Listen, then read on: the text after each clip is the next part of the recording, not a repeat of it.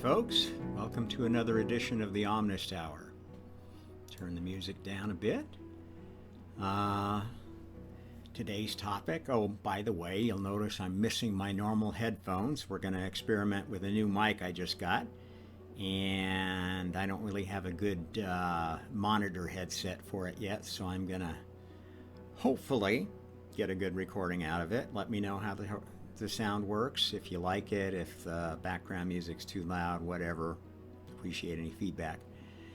Today we're going to do another of my special kind of session where I take a particular old children's fairy tale, fable, story, and look at it in a new, honest light and try to maybe breathe some new life into this story. And give you some ideas for how you might make better use of such old tales in raising your own children in this very challenging time. Okay, the story we're going to look at today is one called The Boy Who Cried Wolf. Now, let me give you a brief telling of it. Of course, they're like all of these old stories, there are many variations. It's an old Aesop fable. Aesop was a Greek philosopher famous for writing down a number of stories for children to teach them what were considered very good values, good ways of thinking in Aesop's time, which I'm not sure exactly when he flourished, but it was probably somewhere around the high point of Greek culture between about the 7th century BC to the 4th century BC, thereabouts. Okay, so the basics of the story is there's a shepherd boy. He's watching the sheep up in the meadow, probably some distance from the little town, whose sheep these are, and he has the task of making sure that they are taken out to the meadow each day and get their fill of the meadow grass and aren't molested by predators like wolves. Okay, and this boy happens to find this a pretty boring job, and rather than taking up some of the more useful pastimes for shepherds like singing songs, making up psalms, another very famous shepherd was wont to do, he decided that he was going to play a trick on the community that had assigned him such a boring job. That was obviously beneath his talents. So he took it on himself to basically fabricate fake news. This is essentially the original fake news fable. The boy decided he was going to come rushing down from the meadow, shouting that there's a wolf, wolf, wolf, and get everybody all excited to go up and try to kill this wolf, imaginary wolf that he had reported, thinking that it would be very fun to see people watching around and going and trying to slay this wolf, which wasn't there. Okay, so that's how the story starts. He goes down, shouts, wolf, wolf, wolf. Everybody gets excited, grabs their pitchforks, their swords, their scythes, whatever they can use to drive off this wolf, and goes running up trying to save their flock, which is a very serious thing, because if you know anything about societies at that day who were, shepherdic in nature, this was their primary source of protein. Shepherds tended to be in peoples who lived far away from the sea, who did not have access to the plentiful protein of the sea, and relied upon sheep and cows and pigs and so forth for meat. And in the higher latitudes, sheep were especially popular because they also provided wool, which you could make clothing out of and keep yourself warm in the winter. So, an incredibly important resource of the time. At any rate, the boy's plan succeeded, and he got everybody riled up. And of course, they were like, oh, and he said, gosh, it must have run off with all the noise. Thanks for coming and helping me drive away the wolf. And that worked so well that the next day he did it again. They came running and screaming and drove the wolf away again. Well, after a while, the people started wondering, well, why do we never see this wolf? And they started doubting this boy, thinking he's just making this all up just to fun us, which was the truth, in fact. And stopped listening to the boy. Said, you're just pulling our leg. We're not going to get riled up about this. And one stopped coming, more stopped coming, till nobody came. And one day a wolf did show up. And the boy ran down hollering wolf, looking for help, and nobody would come. And the wolf ate as many sheep, or killed as many sheep as he could, and everyone suffered. And I don't know how the story exactly ends, but you can imagine they weren't too happy with the boy, or with themselves, or with their system of government, if you will. Okay, so that's the basis of the story. And I think you can already see what a great story it is for what's going on today. Because we find all sorts of sources of fake news trying to either get us excited about something that maybe isn't the threat that they say it is, or make us complacent about the threats that really are there. And both of these are absolutely going on all the time and are being perpetrated on the people of the village who listen to immature boys and girls who are either for fun or profit fucking with their minds. Pardon my French. And this is exactly what is happening. If you look at who has influence in the media, the corporate media, which is tied to a large extent to the state media of totalitarian countries like China, particularly totalitarian countries that wield quite a bit of power and influence thanks to all the money that's flooded into them thanks to fake news propaganda, which is exactly how China got so powerful as a communist utopia. How many people have bought into the fake news of the economic miracle of China? That's not fake news. Look at all the billions of dollars they're making and all the jobs we ship to them and blah, blah, blah, blah, blah. You know what? It's fake news.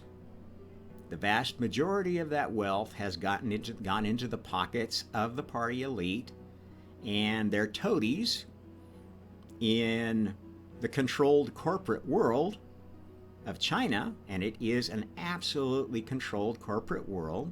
There is no company able to operate within China without kowtowing to the narrative of the Communist Party. If you say anything against the Communist Party, you will be shut down, shut out, and eliminated from the Chinese market.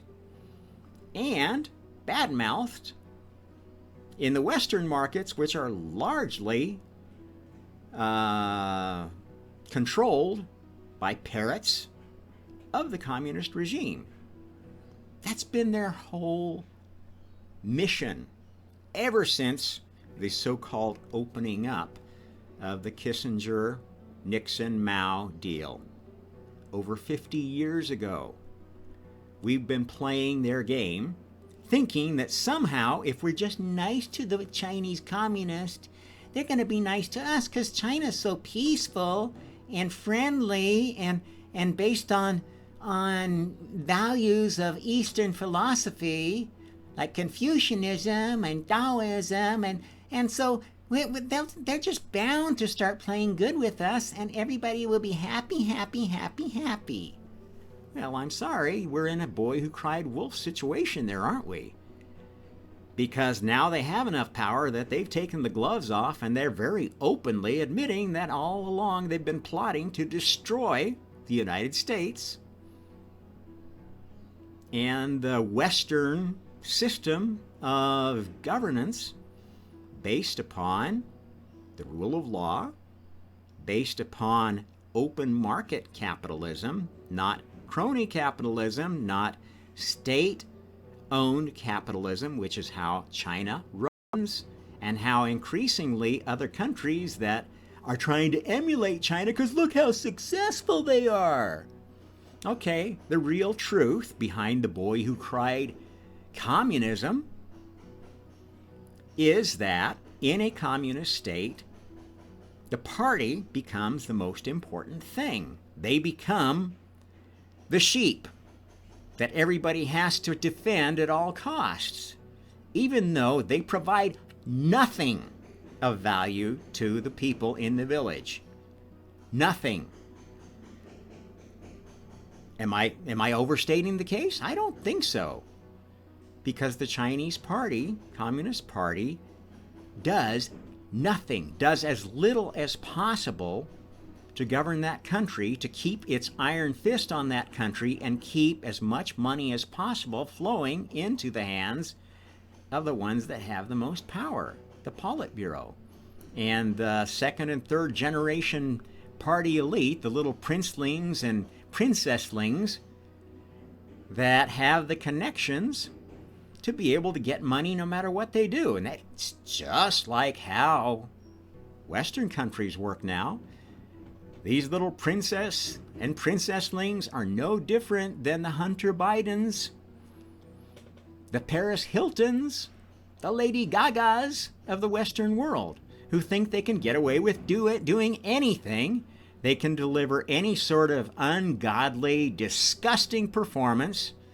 They can pontificate on any subject, and it's going to be swallowed up by their adoring fans because they have bought into a boy who cried wolf story, false narratives.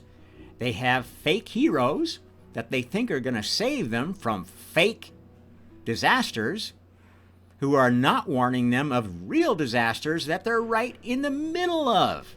These people are the woke cult in the West, and they have absolutely been built by the wolves of the Chinese Communist Party, the wolves of globalism, who have been funding the Chinese Communist Party, who have been shipping boatloads of Fed-printed dollars to bail out what is essentially a huge Ponzi scheme.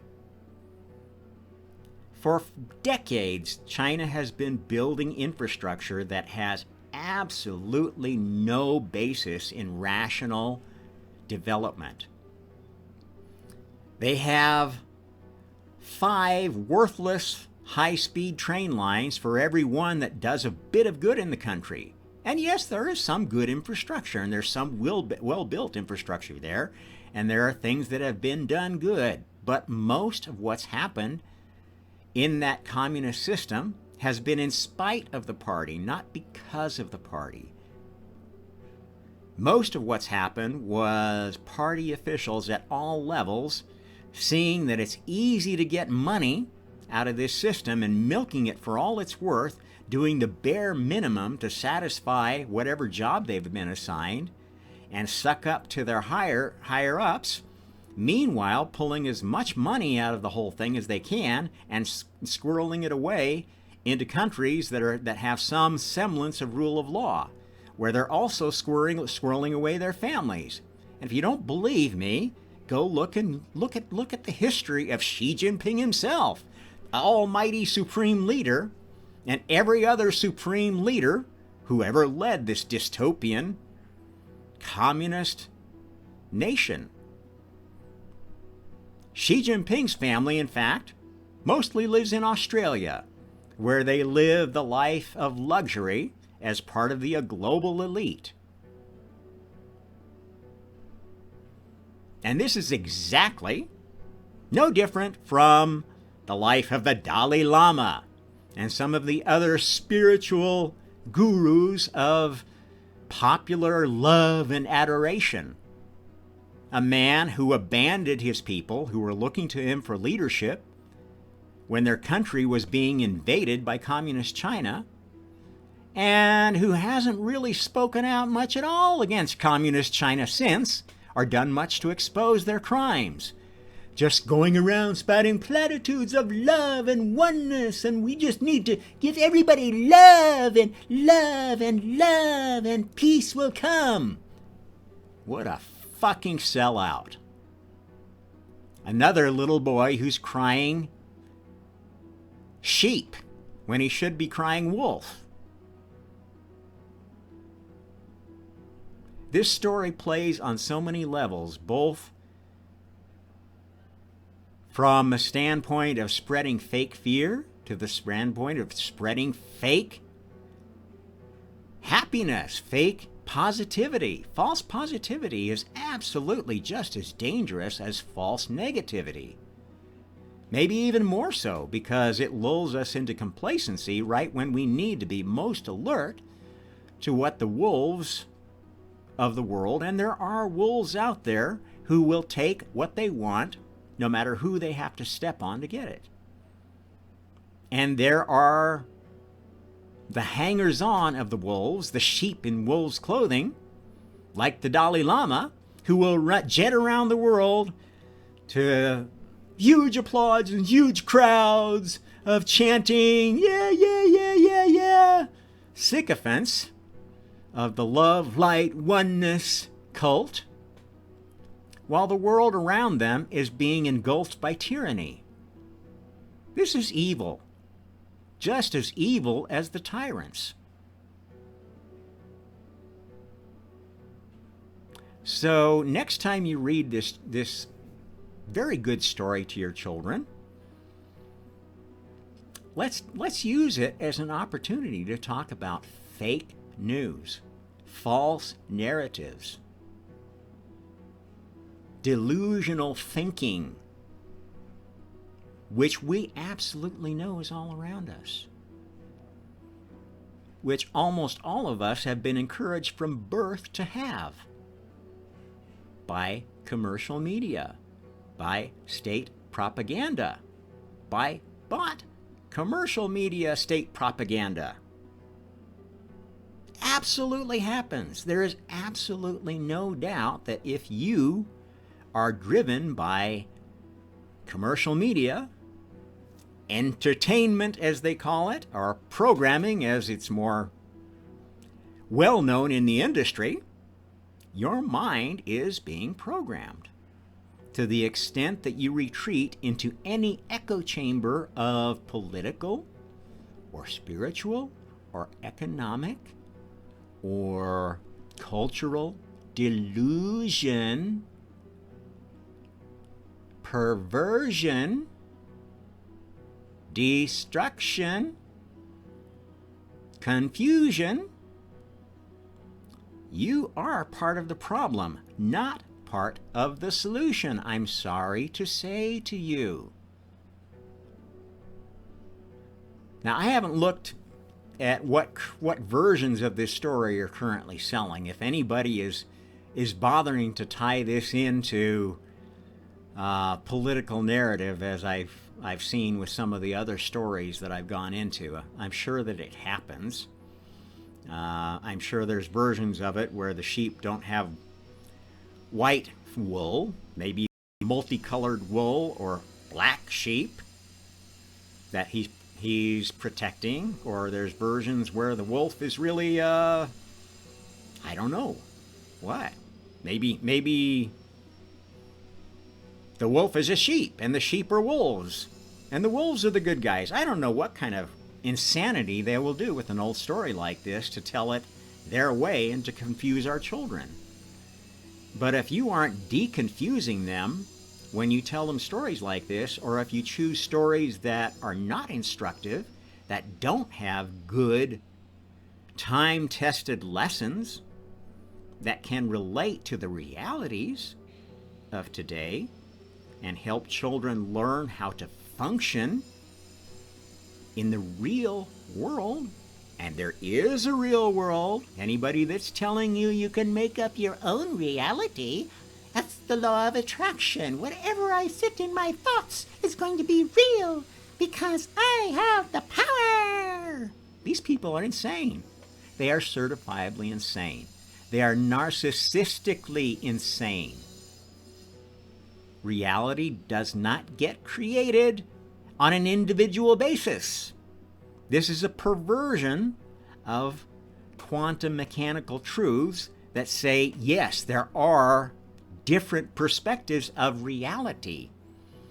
And depending on what reality you observe, the perspective, the observer can observe very different things. But what they don't realize is that even at a quantum mechanical level, if you average the experiences of all the observers, you get a probability function that shows you the most likely things to happen, which is not just the imagination of one observer. These people are morons. And to the extent that they say that what they're doing is science, oh, it's the science of resonance. I'm a Tesla worshiper, 369, so there. They're insane. They're as scientific as my asshole. On a day when I've eaten too much spicy food. These people cannot be allowed to spout their nonsense. Peace, love, cosmic oneness is nonsense. It is spiritual communism. It enables tyranny. It encourages tyranny. You have only to look at the cults of gurus who espouse these things to see that it does. How many gurus have come under suspicion or actual conviction of sexual molestation of members, of minors, of members under the influence of drugs? This is what cults do. They enable the leadership to get away with crimes until the leadership is exposed for the charlatans that they are. Now, not all of these people are charlatans. Some of them are just well-meaning fools. Well-meaning fools whose spirituality has only reached the lowest level of spiritual awareness. And I can tell you, and I keep telling you, that there are many levels of spiritual awareness. There are, in fact, 12 levels of spiritual awareness. 4 that correspond to physical reality. If you only live within those 4, you are living at a beast level of spiritual awareness, where your beast programming takes over and you can rationalize, justify anything that keeps you alive, keeps your DNA in the pool. And you will literally do anything to preserve your own life or the life of your children or the people you identify with as being part of your tribe, your DNA tribe. This is the essence of racism. This is the essence of ethnic and racist persecution. This is the essence of how neo-Marxists deconstruct racism and turn it into anti-racism, which is just a new definition of racism that allows you to freely attack the group that everybody says, oh, they're the ones who are the racists. And I can tell you this absolutely also ties back to the agenda of the Chinese Communist Party. They have a very Han supremacist ideal in their dogma that is a huge factor in the cohesiveness of what little support there is for the Chinese Communist Party within mainland China and outside of mainland China amongst Chinese who see their Chinese Han ancestry as being more important DNA-wise to their identity than their citizenship. And there are definitely Han traitors working for the Chinese Communist Party all over the world, particularly in the countries where there is the largest Chinese diaspora and the largest activity of the Chinese tongs, or triads, the gangs that very much came to dominate Chinese communities outside of China and are the strong arm of the Chinese Communist Party. Their leadership all leads back to the Chinese Communist Party. This, in fact, was one of the main factors in the Chinese Communist Party winning the revolution against the nationalists, because the nationalists didn't like gangs. They didn't like the criminal element. They were very much against the criminal element in China, which they felt had been part of other countries' control schemes of China. And in order to have an independent China, it needed to be independent of gangs that might be manipulated by political forces outside China. Okay? So, be very afraid of Han supremacy wherever it occurs, because it is absolutely linked with the aspirations of the Chinese Communist Party and the aspirations of Chinese racists. And yes, there are Han racists, and that goes back a long, long time. Long before the Chinese Communist Party existed, Han racism was invented. Maybe it goes longer than this, but I think it was invented as a counter to the Mongol influence of the Yuan dynasty, the descendants of Genghis Khan, who came to rule China, Kublai Khan. That was the Yuan dynasty. And as a backlash of that resentment of a dynasty of emperors that was not only foreign but Muslim, was the source of modern Chinese nationalism, Han supremacist nationalism. And the dark thing about that is it's in many ways much worse than the Aryan nationalism of the Nazis.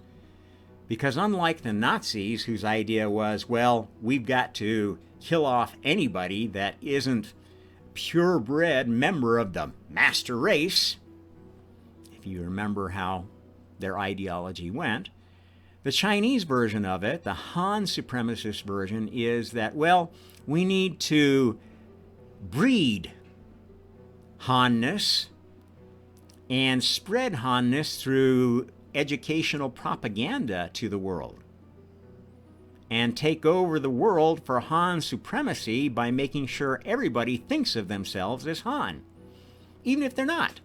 This is absolutely what they're doing to the minority peoples of China, and have been doing for a long, long time, trying to destroy their individual identity or blend it into a Han version of it that is kind of like a, how would I characterize it? If you've been to some of these so-called minority tourist areas where they show the native dances, and you can go into a yurt and have the native foods and blah blah blah. This is what people point to as, well, China's not racist. They don't persecute their minorities. This is insane. What those are is like zoo monkey versions of minorities. Okay? This is a caricature of their culture. Not embracing it at all, not encouraging it at all, not not allowing their traditions to really continue, picking and selecting traditions and encouraging a small sliver of what it once was to exist as a way of showing how great the Chinese Communist Party is and how embracing. This is no different than their officially approved 5 state religions. If you think that China has anything, anywhere, any shape close to religious freedom, you are a fool. You are one of the people that believe this wolf that cried boy.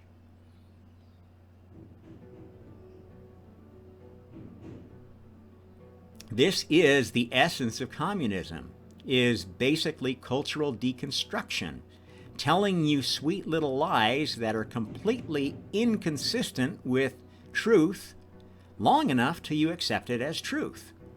And this is what you're getting from the neo-Marxist cultural, economic, and political elite of the world. The globalist elite who have seen how successful communism can be in controlling minds if it's only got a very good source of income behind it. And a wonderfully controlled propaganda machine in the media. This is what folks who looked at China 10, 20 years ago and saw the facade of economic prosperity and thought, wow, we need that in the West. That would be great. And tried to emulate China did. They reacted to a country crying communism. Communism works. Bought it hook, line, and sinker. It does not work. It never will work. The Chinese Communist Party would have collapsed just like the USSR did if we just hadn't been funding the damn thing and propping up their lies and letting them build a bigger Potemkin set of villages that are what their main cities are. If you've only been to Beijing or Shanghai or Wuhan or Suzhou or Hangzhou or any of the, dozen or 2 dozen premier cities that have decent management and get all the funding and they make sure get done right, because that's going to be visible to the foreigners who come to teach English, who come to make business deals, you've not seen the real China. The truth of China that they're finally admitting is that 900 million Chinese are worse off than they were before the economic opening up. In real terms, in their ability to live, they are worse off. They are more poorly educated. They have less job prospects, less ability to feed their families than ever before. Why? Because inflation is hitting them first. It's been in China for years. They've been hiding it. Resources have been scarcer and scarcer, and food prices have been shooting up faster than incomes for over 10 years in China. And it's only now hitting the rest of the world. This is the effect of wolves crying boy. A whole system based upon disinformation. This is what happens. You hide the problems behind sweet-sounding PR propaganda from the celebrities and mouthpieces of corporate news. Hollyweird.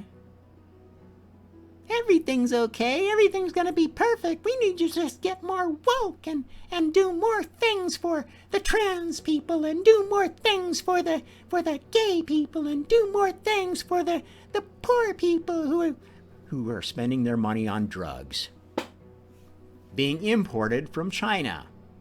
Now openly containing lethal amounts of substances that if you don't know what you're doing are going to kill you, even if you're just, oh, I just wanted to try fentanyl because everybody was telling me what a great hit it was. I didn't realize that it was going to kill me. They are killing our children openly with illicit drugs and official drugs, big pharma creations that are worse than the diseases that they're supposed to cure. And if you don't know that about the mRNA vaccines yet, then you are as stupid, a dumb villager as you could possibly be, listening to wolves crying, cure, cure. This is maybe the most important story for you to teach your kids and to talk about it in the context of fake news and how making up stories and telling them enough, and because you have control over the story distribution, big tech, social media, streaming media, news networks, how many of you know that globally, roughly 95% of global media, commercial media, is controlled by one of 5 globalist corporations, not American corporations, globalist corporations who have absolutely no loyalty to any country. And who hire people on that basis who have absolutely no loyalty to any country and will sell any kind of bunch of lies that they tell them to on a given day. And that includes every fucking celebrity of every fucking commercial network out there. I don't care whether it's MSNBC, Fox, CNN, ABC, whatever. Or in print, New York Times, Washington Post. I don't care. It's even the second layer of them that hide behind pretending they're independent journalists, but which have been bought up and funded and are now completely under the sway of some element of this globalist elite, this globalist mafia that controls all information or is trying to control all information. The only reliable news I can find now are the few people that still operate on platforms like Rumble or YouTube and forego monetization, forego sponsorship because they won't sell somebody else's dog food. And it's hard to exist that way. They exist purely upon individual subscriptions.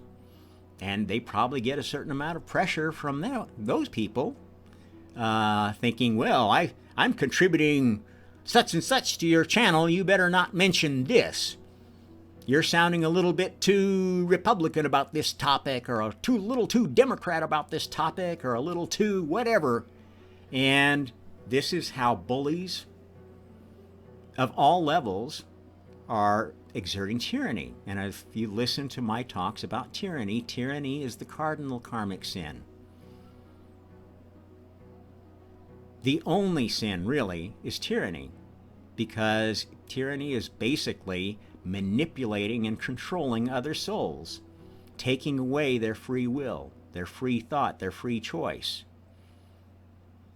Even if you're doing it supposedly for their own good or for the common good, okay, you are exerting a tyranny. Now, sometimes that is something that we're willing to take.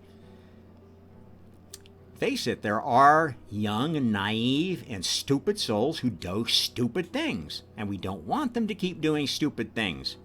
They commit murder.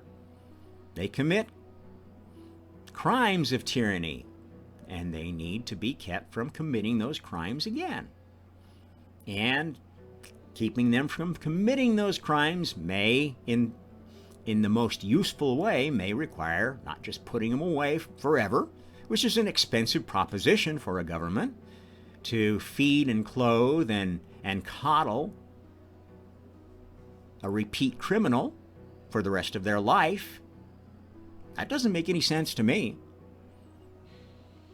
So, in fact, there are times where a responsible governor, a responsible government, a responsible leader, in fact, needs to accept that they have to commit the tyranny of murder in order to protect others. But they don't do it willfully. They don't murder political prisoners. They don't imprison people because they disagree with their choices.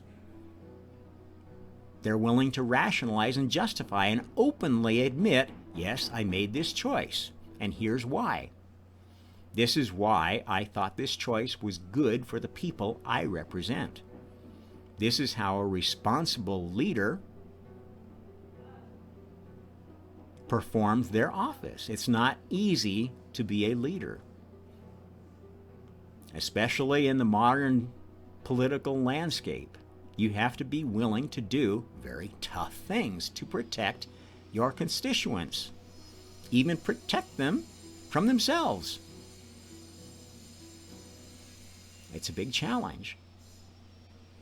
It's not going to be made any better by participating in new tyrannies, by hiding information, by spinning information, by hiring a new press secretary that's going to tell better lies than the last one. I'm sorry. Tyranny breeds tyranny. And the bigger the tyranny is, the more bloated and overblown the power of any individual, the more likely they are to commit tyranny. And this is why, exactly why, you need to finally realize that many of your religions, many of your belief systems, many of your political beliefs are based upon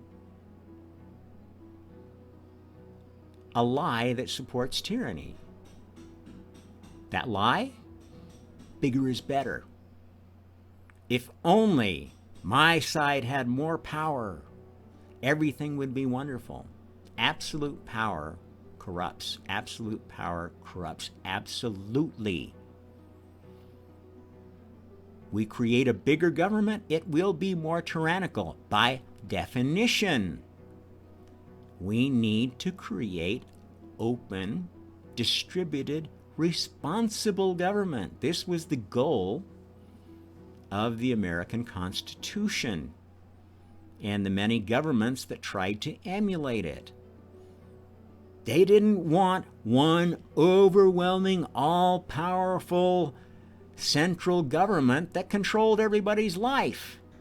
That's what tyranny is all about. That's totalitarianism. We've seen that, whether it was fascist, whether it was communist, whether it was monarchist, whether it was religious. Tyranny is shit. Look at the rule of the Ayatollahs in Iran. Does any rational Muslim think that's the way to govern a Muslim country? Seriously. Look at Putin's Russia. Does any rational Russian or Slav think that's the right way to govern a country? Some authoritarian mafioso asshole who is powerful enough to keep all the other wolfish oligarchs down? Kill them all. We don't need oligarchs. We don't need people who will abuse power for their benefit. I'm sorry, this is evil. Anybody who wants power, who wants wealth, to benefit themselves or their toadies or cronies, or to further their ideology, their idea of a perfect one, is evil,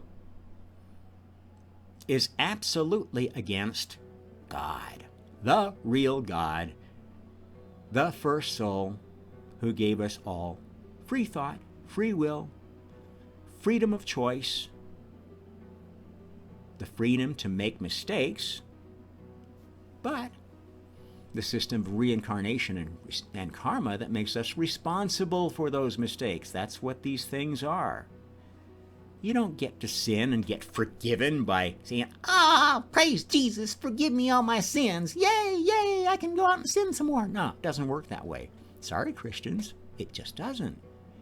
Your ideology, if you believe Christianity that way, and many Christians don't really at heart, they believe in responsibility, personal responsibility, and individual choice.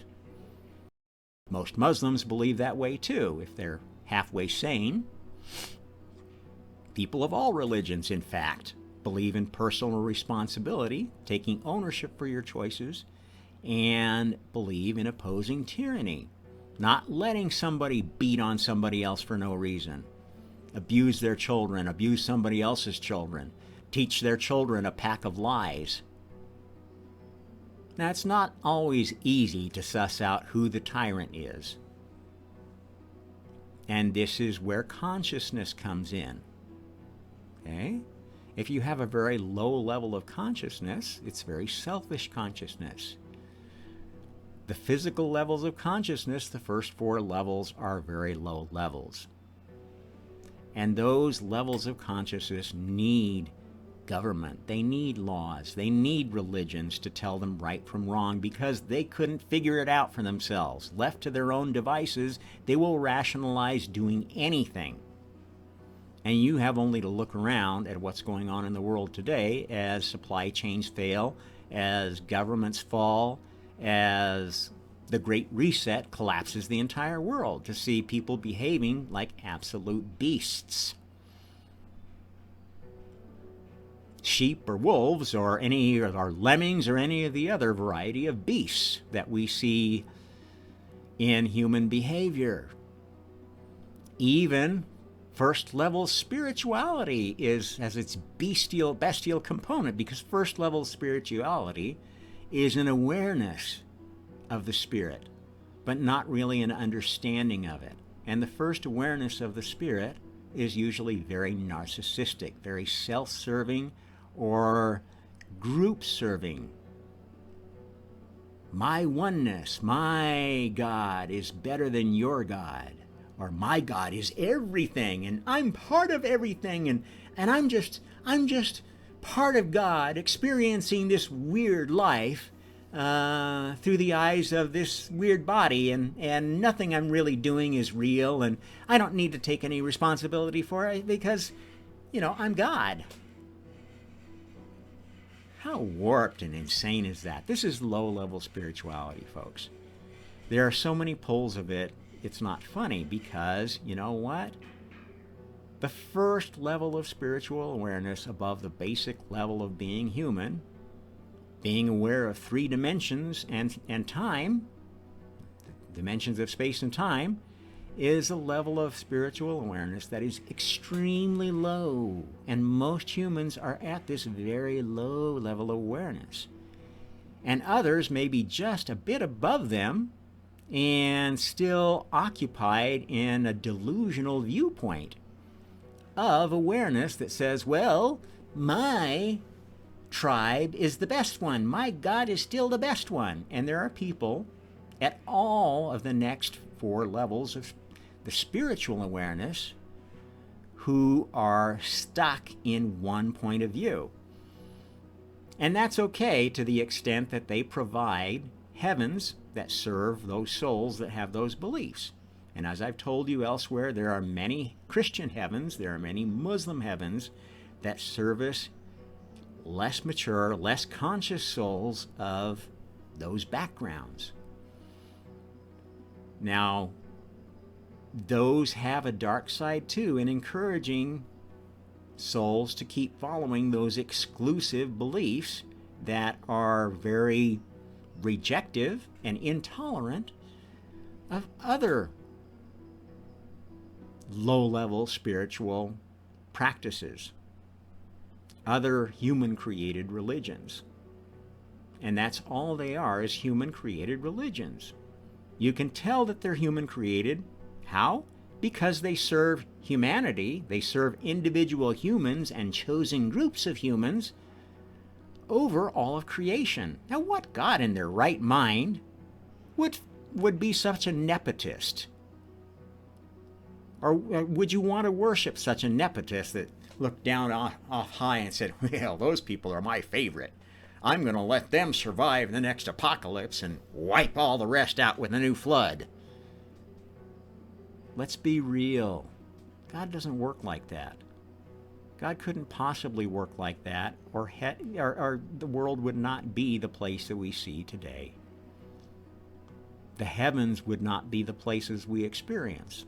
And anyone who has had a near-death experience or knows someone who has had one and heard of it and heard the sincerity in their voice about what they experienced should have any doubt that there is an afterlife.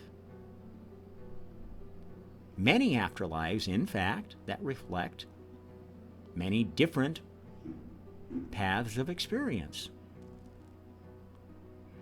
They all intersect at the highest levels of spirituality. The 4 highest levels are the God levels of spirituality. Not everyone gets to those levels, or should get to those levels. It's not easy being a God, because it's a very responsible position. And those who get to it and misuse their powers find themselves isolated in a prison of their own creating, because one of the facets of being a God is you get your own universe to create in, and you become aware that it's only one of many universes, and that if you want to make anything that's really permanent and lasting in the multiverse that affects all universes, you've got to get it through the prime universe. That's God's universe. Not his personal universe, but the one that he personally started the creation of through his children. God has his own universe. He conducts his own experiments. He has his place to escape and get some R&R and create whatever he wants for his own amusement without inflicting it on anybody else. The prime universe is the universe of meeting, of responsible creation. It's where every soul's creations, every God's creations must come together and be proved, be proven. This is a very good part of the Bible, the New Testament, that I really like. It's from Thessalonians, and I'll thank a channel called The God Culture, which I don't always agree with because they are very much a dogmatically biblical literalist bunch, which, you know, has a certain use in that they do delve into what in the Bible is mistranslation, misrepresentation. What they don't understand is that the Torah, the oldest version of the Bible that we have of the Old Testament, was not the original. The whole reason that it has codes in it is because it had all, you know, the scribes that were transcribing versions noticed that, well, gosh, it's been changing over time. We need to stop that. So they created a version of it that had codes that they could use to check and make sure that it hadn't been tampered with anymore. The fact that those exist show that the Bible, like any other spiritual tradition, was based on earlier oral traditions that date back before the invention of language, the invention of writing. How is that possible, do you say?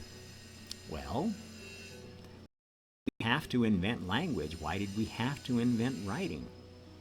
When clearly there was a time where at least the gods had the ability to communicate telepathically. Still do, in fact. When you get an inspiration from God or from another spiritual entity, that's a telepathic communication. That's how things got done in the old days. That's how we got these pyramids constructed in an era when we were supposedly at a Stone Age level of achievement, in technology without any writing or language. We had telepathy and powers of the mind, spiritual powers that very few have even an inkling of or a taste of anymore. Why? These were taken away because they were dangerous. They caused tyranny. Those old civilizations were not golden ages. They were not ages of plenty and everybody was happy and we lived under a matriarchy and the goddess provided everything and happy, happy, happy, like a lot of people believe. That's bullshit. They were an era of tyranny, of information tyranny, of minds that were so strong they controlled other minds and told them what to do, when to do it, how to do it. A worse sort of Orwellian tyranny than we're heading into today with media-driven mind control, which is the essence of the New World Order government that the elite, the globalist elite, are trying to bring to us with their not so dedicated allies in the Chinese Communist Party. Their whole scheme is falling apart again because, like always happens when any tribe of mafia elites try to take over the world, there's always this ultimate battle over who gets to be the godfather of the world amongst folks that have no idea who the real God is.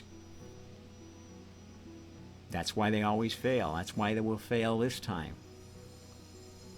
But they need to fail because of what you do, because you learn something about who the real God is. If you don't fight against this tyranny, you have demonstrated that you are willing to take the mark of the beast. The mark of the beast is a mark of a wolf, of a fox, the sly fox, the ravening wolf, the cliff-jumping lemming, the Tweety bird, sky is falling, the lazy daisy, the lilies of the field who never toil, but they just expect everything to come to them because of the law of attraction. The sheep waiting to be sheared, fat, dumb, and happy as long as they've got a job and their kids get free schooling, free indoctrination.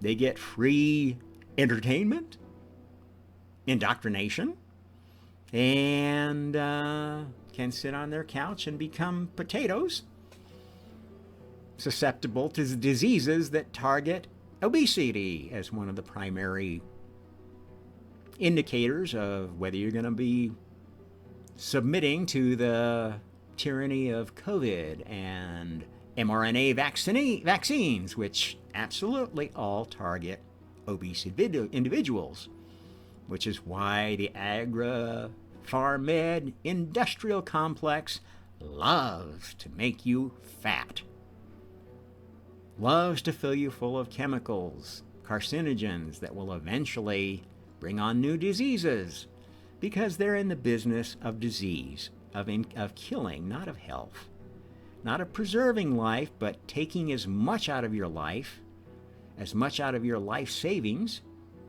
as much out of your soul as they possibly can before they cast it on the dustbin and hopefully don't have to give you any retirement benefits or any real golden age to enjoy the fruits of a life of service, of slavery to a system that doesn't value you, doesn't appreciate you at all. And if you think communism is going to free you from that, man, you are the stupidest of the sheep, because communism was the brainchild of who? Karl Marx, Friedrich Engels. Who are they? European intellectual elites of the 19th century who were worried about more populist revolutions like the United States had, where people actually got a say in their government, where government was actually supposed to be open and transparent, and people could complain about what their government was doing and impeach them if necessary, if they violated the principles of their Constitution. Who could demand that the powers guaranteed to states and individuals by the Constitution be honored? Well, we can't do that anymore because those rights have been trampled all over by a federal government that now is self-serving. The government in Washington, D.C. does not represent the American people. It represents the people that populate that government and have done so for many generations. And those same people are the ones that feed the Hollywood elite. They intermarry with them, the Wall Street elite, the globalist elite of the UN and all the UN's organizations. It's the cabal of families that have been interbreeding for generations and have been perpetuating this myth of this elitist meritocracy that's supposed to rule the world and know better than anybody else what's good for it. This is what you're getting in commercial media. This is what you're getting from pseudoscience corporate PR. This is what you're getting from your government, to the extent that it's people who represent this globalist elite and not their own people. And that is at least 90% of the folks from both parties that are in Washington. And near 100% of the folks that are career, lifetime, multiple lifetime families that have profiteered from being part of this monster of a federal government that we've created. We've let them create. There are state governments that are just as bad. The big states that are too big to govern, the Californias, the Texas, the New York, that are so large and diverse they cannot possibly adequately represent the people within them and need to be broken up into smaller states that are more representative of the people and economies, demographics of their areas. California, for instance, should be broken up into at least 4 states. New York should be broken up into at least 2 states. Look at the model of what used to be Virginia. It broke up into Virginia and West Virginia. Why? They didn't agree about which side they wanted to be on in the Civil War. This needs to happen again all over the U.S. It needs to happen again all over the world. We have many, many federal governments, national governments, that are too big to succeed. China is another perfect example. I spent a good fraction of my life in China, and I know it's true. There is so much diversity across the different provinces, so many different needs, that there is no chance of one Chinese government adequately representing all of these regions, all of these minority populations, all this diversity that exists under the facade of this one united Han nation. It's insane. The USSR broke up, and that was a very good thing. And to the extent that it actually empowered the former Soviet republics to have their own identity, to have their own government, and not just become manipulated by NATO or the UN or any of these larger globalist collectives that have come to be the real government of the world. This is not how globalism is going to work. It's not going to work as another layer of elitist government on top of what is already elitist government that wants to get more power so it can have more influence and it can perpetuate its own image. That's tyranny. We need to oppose that. We need to just say no. Maybe we'll all be martyrs in the process. You know what? From a soul standpoint, that's perfectly okay. I would rather be a martyr opposing tyranny than any kind of a person supporting it, looking the other way, hoping it'll go away, hiding out in the woods. Maybe I'm going to be the last one standing after the world goes to shit. Those are all capitulations to tyranny. We got to fight this beast. We got to fight the good fight, even if we die for it. That's what is required of our soul. If you want to end up not having the mark of the beast on you, if you want to be one of the few souls that gets to continue in this God-chosen species, humanity, after this event that we're going through, the end of the seventh day of creation, the end of the day of testing, not resting, you need to actively oppose tyranny. Those are the souls that God's going to want to have in his chosen species for the next mission, which is going to be kind of like a spiritual Star Trek, to carry this idea of the real God and the real law of souls, karma, how the game of souls really works, to the rest of the universe. And we're going to be fighting battles all along the way against previous God species that have forgotten God even exists, that think they are so powerful, their technology is so great that they don't need a fucking God. They can defeat anybody with mind control games or planet-destroying tech. And they're out there. They're all out there, watching and waiting. Why haven't they come to destroy this wonderful planet? Well, because they happen to be aware that God has just a bit more power on his side than they do. And they're playing a delaying action. A delaying action. That's what's going on right now. That's why humanity is under so much stress, because they are delaying the inevitable. They're trying to take as many souls out of this event as possible, hoping that they can take out some of the ones that are going to be the leaders of the future, and delay the inevitable, because it is inevitable. God's a spiritual scientist. He doesn't bet. He doesn't gamble. He doesn't delude himself into losing causes. He would not have given us all free will, free choice, independent, individual souls, able to play our part in creation by our choice, the way we want, if he didn't know how it was going to all end up.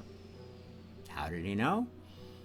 Well, what would a spiritual scientist do before they started throwing real creations around the universe? Would you have just started creating souls willy-nilly without having a plan? God's had a plan from all along. And that plan started with his very first child. A goddess that I like to call Karma, but which has had other names through time. Athena, Sophia, Zoe, the goddess of wisdom, the goddess that understands the responsible governance of souls. Why did it take so long for her to emerge? Why was her first incarnation as Karma not even recognized as a goddess? Isn't that silly that the Hindus, for all their spiritual knowledge and knowledge of reincarnation and karma, didn't recognize that Karma herself was a goddess? The greatest goddess, in fact. A goddess that even Brahma, even Vishnu would succumb to, would bow to, and say, yes, I will reincarnate, and I will play your game, karma, for as long as it takes for you to perfect this game of souls that we are all choosing to participate in, even gods. This is the truth of karma. God's firstborn was a goddess, not another god. It took a while for me to figure that out. If you look at my early teachings, I got it completely wrong when I proposed my first Omnist view of creation. I've since amended my story because now it makes more sense to me this way. I understand. I always knew karma was a very important piece of the puzzle. But like the Hindus, I got misled into thinking stupidly that karma wasn't a goddess herself.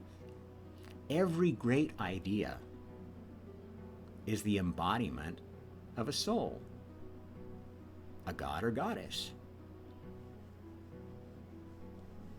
And frankly, I would be willing to bet that if we could ever find God, the real God, he's kind of an elusive cat. He's not everybody's best friend like you think he is. He doesn't want worship, or he mostly hangs around in his own universe just watching things and coming out to test and taste once in a while.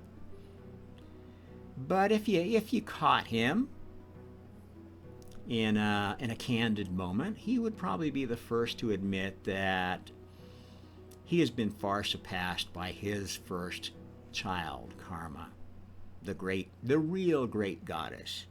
Not all these pretenders, these daughters of Lilith, daughters of Eve, who think they may be the great goddess or an emanation of the divine female. I'm sorry, the divine male and the divine female were both flawed children of God. Very flawed children. Precocious children, very, very ambitious children who did a lot to further creation, who took on a lot of karma, not even realizing the existence of their big sister. Was that deceitful of God? I don't know. If they'd asked him if they were the first child, he probably would have been honest with them and said, well, actually, no, I created more children before you. Not all of them are still with us, which is the truth.